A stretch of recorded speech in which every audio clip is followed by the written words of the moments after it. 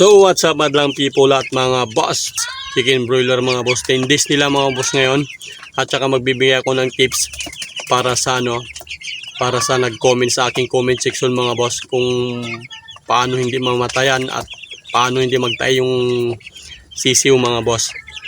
So ito mga boss, kunting tips lang mga boss, at saka kunting pasilip sa aking itong aking manukan dahil 10 days nila ngayon mga boss.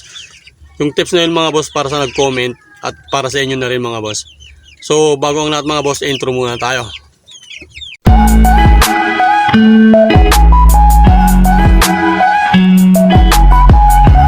So ayan mga boss, para hindi magtaya at hindi mamatayan ng manok mga boss, is ilayo nyo sa mga boss, ilayo nyo sa init yung inumin nila mga boss, ilayo nyo sa ilaw mga boss. Huwag nyo kung nasa yung ilaw mga boss, yung 50 watt yung ilaw nyo, huwag nyo ilagay dun sa tabi. Huwag nyo ilalagay dun sa tabi ng ilaw mga boss, kasi mainit yung ilaw mga boss, mainitan yung natin, yung inumin nila mga boss. Yun ang cause ng isang pagtatay mga boss. Mainitan yung tubig, makukuntamin na mga boss. Mainit ang sinag ng natin, ilaw, pailaw ng manok. Doon nagkukos mga boss. Maiinitan yung natin, inumin, makukuntamin na mga boss, kasi mag-iinit yan mga boss iinit siya, iinit yung inumin nila. Parang pangalan nito pag sa Ilocano nadadadang gano'n. Naiinitan, basta natatapatan ng init mga boss yon, kagaya ng ilaw. Huwag mo itatapat yung tubig mo, painumin nila sa ilaw mga boss, ilayo mo. Kung nga lang sa mga nag-aalaga at magsisimula ng chicken broiler mga boss, farming, backyard tayo, kasi backyard lang tayo mga boss, maliit lang tayo. So may kunting tips ako mga boss patungkol sa mga mag-aalaga ng manok para hindi mamatayan mga boss at iwas sa pagdatay mga boss. Iwasan lang natin mga boss yung tubig nila o kaya inumin nila is naiiputan mga boss. Kailangan nating itaas mga boss. Lagyan natin ng tungtungan mga boss. Kung maaari mga boss, gumawa kayo ng artificial na kawayan, tapos lagyan nyo ng 2x2 sito, inumin ba yan? Yung kahoy mga boss, lambar si patong nyo doon mga boss, para hindi maiputan mga boss. Basta lagi mga boss, lagi nyong titignan kung naiputan yung nila, yung inumin. Yun ang isang cause mga boss na magtatay yung manok mga boss, kasi makukuntamin na mga boss yung bakterya doon sa loob ng inumin nila, tapos may inom nila mga boss. Yun yung isang mga boss na magtatay yung ating mga manok. Tapos mga boss, pag nagpapainom ka mga boss, dapat kunti lang mga boss yung ilalagay mong tubig nila para hindi mapanis mga boss, dahil isa rin yun sa pagkukunan ng pagtatay ng manok mga boss, at saka sipon. Para naman sa hindi mga boss, para hindi ka mamatayan ng manok mga boss, para maiwasan yung natin mga boss, yung pagkakamatay ng mga manok. Kasi dapat mga boss, tama yung brooding area mo mga boss. May sukat din kasi yan mga boss, brooding area mo, para safe na safe sila mga boss. Tapos sa day 1 mga boss, kung maaari, huwag mong tutulugan mga boss. Huwag niyong tutulugan mga boss yung sisiw mga boss, kasi doon tayo nadadali mga boss sa day 1, sa gabi sila nadadali. Magkakaipit-ipit sila mga boss ng mga sisiw doon. Hindi natin makikita, lalo na pag gabi, madaling araw mga boss, kasi doon pumapasok yung lamig. Dapat mga boss, yung brooding area mo is nakakubong talaga mga boss, walang pumapasok na hangin. Tapos kailangan mo silang painitan. Tapos kailangan mo laging i-monitor mga boss, yung inumin, pagkain, kung naiiputan, tanggalin mo mga boss para hindi nila makain yung ipot mga boss. Kagaya dun sa mga poultry mga boss, nakataas yung pagkain nila, di ba? May tungtungan, hindi ko lang alam kung nakataas mga boss, pero karamihan mga boss ng mga poultry natin na malalaki dito sa atin sa Pilipinas is talagang aircon na sila, tapos may doktor na sila, Lahat nandun na, gamot, technician, alam na nila mga boss. Kaya tayo mga boss, bilang backyard mga boss, bilang backyard na para may iwasan yung ating magtatay, panatilihan na lang natin malinis yung inumin mga boss, kainan. Ganun mga boss, lagi mong bisitahin mga boss para hindi magtae. Tapos yung yung brooding area mo mga boss, dapat mainit yung temperatura. Ganun mga boss. Kasi sa akin mga boss, wala naman ako pagtingnan ng temperatura, yung thermometer mga boss, yung thermometer na nilalagay mo sa loob para maano mo yung temperatura ng manok. Kasi may yan mga boss may siya, may label ng nila, init sa loob mga boss.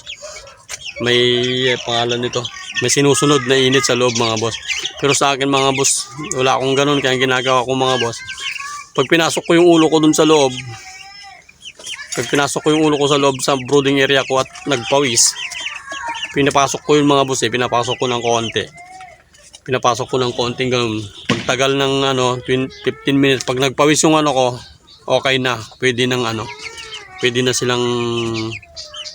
ganun lang yung temperatura mo sa loob. Kaya wag mong dadagdagan na ng uling mga boss, yun na lang mga boss.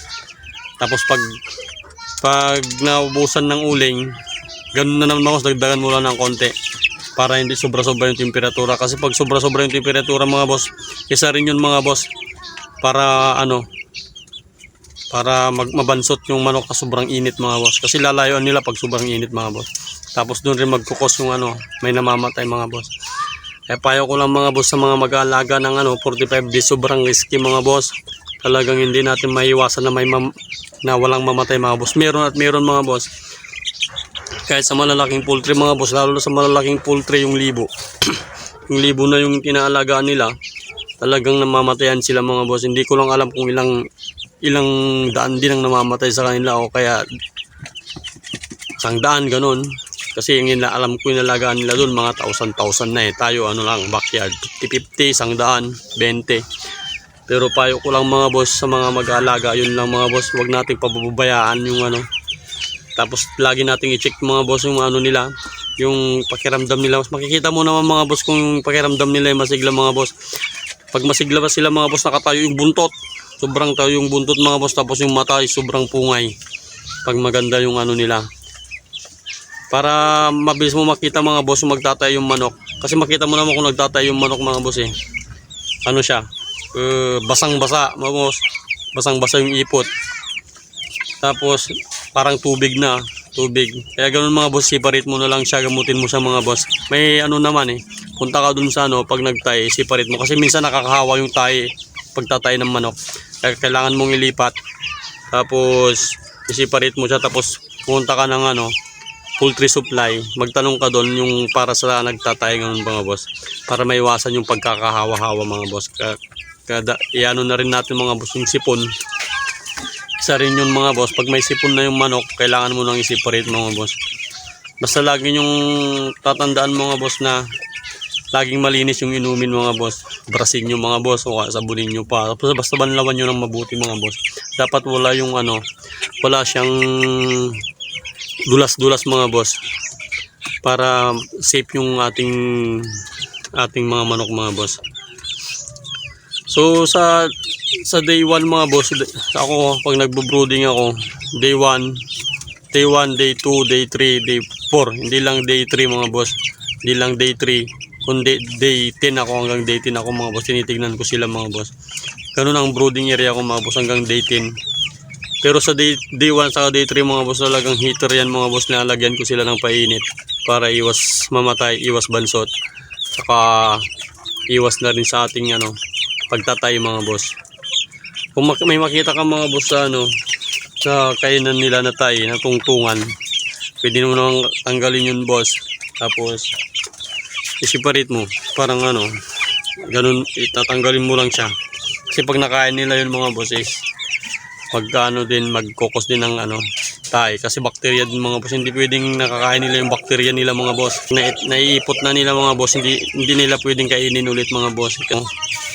Sira yung tiyan ng mga manok natin mga boss. Pero bago ang lahat mga boss, huwag niyong kalimutan mag-subscribe, pindutin yung notification bell para lagi kayong update ng aking mga vlog patungkol sa mga manok. At saka mga boss, sinasabi ko sa ano ko, mga video ko mga boss, sa mga nagbabakyard ng mga boss, mangarap tayo mga boss. Huwag lang tayo dito sa ano, sa backyard mga boss. Kailangan nating lumago mga boss. Palaguin natin itong ating business mga boss, kasi ito na yung nasimulan natin. Kailangan nating anuin, i-handle mga boss. Kailangan nating palaguin mga boss. Lumago tayo, magpatayo tayo ng poultry, ganun. Yung building ba? Yung building, para matry naman natin yung libo-libo, di ba mga boss? Kaya magsuportahan tayo mga boss. At kung may magko-comment mga boss, mag-comment lang ako sa comment section ng aking ano, at sasagutin ko mga boss, kahit paunti-unti yung aking mga kaalaman patungkol sa mga manok.